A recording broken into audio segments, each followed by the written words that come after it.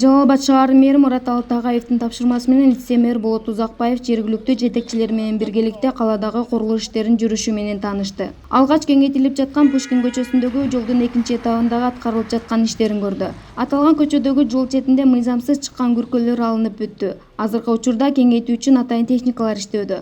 Андан сырткары Ленин көчөсүндөгү жер астындагы өтмөктүн курулушунан кабар алды. Учурда жер астындагы коммуникациялар толугу менен жылдырылып, капсула салуу жумуштары башталды.